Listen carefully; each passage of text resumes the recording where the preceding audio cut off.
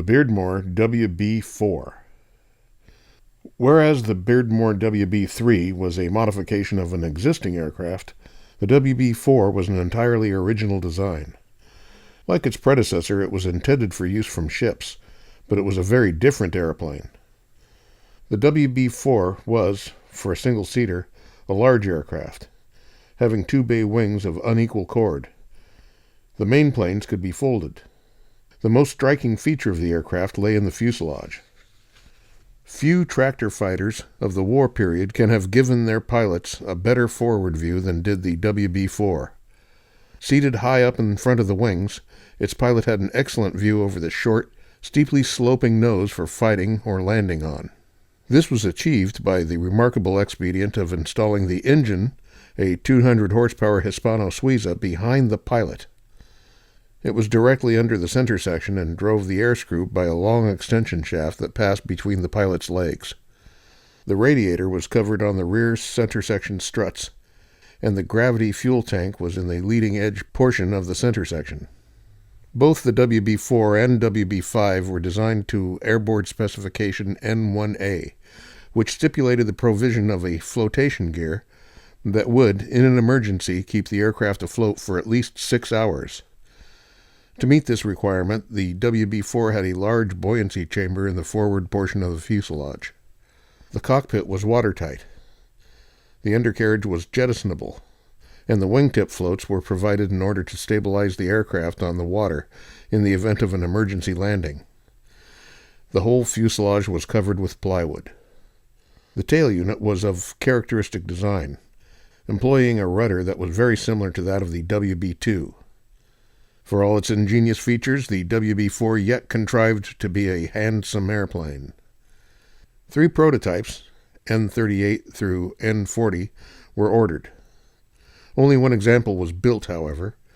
Construction apparently began in May 1917, and N38 emerged from the Dalmere Works late in 1917. It flew for the first time on 12th December, but apparently did little flying there. It was transported to Martlesham Heath for its official trials and arrived there on the 20th of May, 1918. Its tests began late that month, but were delayed for some weeks while replacement undercarriage was awaited. Testing was resumed in mid-July and was concluded by the 3rd of August. The performance of the WB-4 was quite creditable, considered on its own merits, but was inferior to that of the simpler and more conventional Sopwith II F1, especially in climbing performance. Servicing and replacing the Hispano Suiza engine would have been unusually difficult, if not impossible, under operational conditions. No production of the WB-4 was undertaken. From Martlesham Heath, the aircraft was sent on 13th of August 1918 to the Isle of Grain for ditching trials, and was experimentally flown there until, when alighting on the water, its buoyancy chamber was caved in and the aircraft sank. This may have happened during ditching trials with the undercarriage jettisoned, that were conducted on the 28th September 1918 off the Isle of Grain.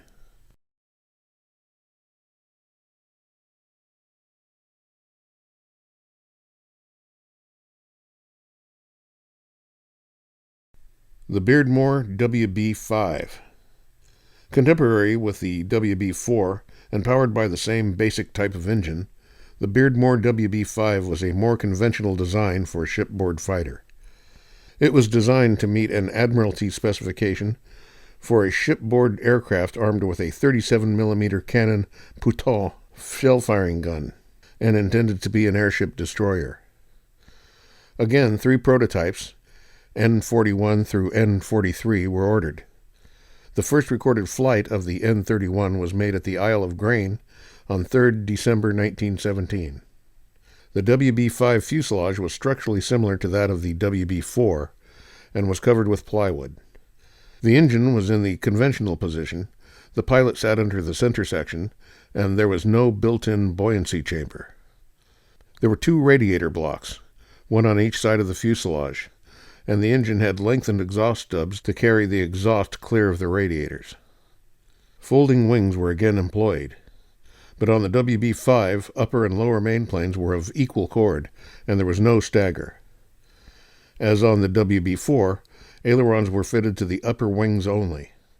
The flotation gear, like that of the WB-3, consisted of inflatable airbags, fitted along the underside of the leading edges of the lower wings. The undercarriage was jettisonable. Rudder, mainplane, and elevators were very similar to those on the WB-4, but both upper and lower fins were extended somewhat. The 37mm Puteaux gun was mounted between the cylinder blocks of the engine and fired through the hollow air screw shaft. This weapon was installed in the first WB-5, but was quickly replaced by a fixed Vickers gun on the top of the fuselage. A Lewis gun on a tripod mounting was fired vertically upwards through a cutout in the center section. Of the cannon-armed WB-5, its designer, G. Tilghman Richards, wrote, "It was a horrible design that the pilot had to be placed right up against the rear of the breech to load and fire the gun, and it made everything very cramped and horribly dangerous in case of anything going wrong with the gun breech. It was delivered to the Royal Naval Air Service, and I was told that the pilots had just refused to pull the trigger. One pilot, remarking that he was not going to give an imitation of a squid, propelled backwards with his tentacles trailing ahead. It came to nothing." The first WB-5 was flown at grain after its conversion to normal armament, but it was damaged beyond repair on 11th January 1918. The second aircraft, N-42, was completed in 1918 and flew to Dalmuir on the 20th of February. On N-41, as on the early WB-3, interplane struts had been fitted at the inboard ends of the mainplanes.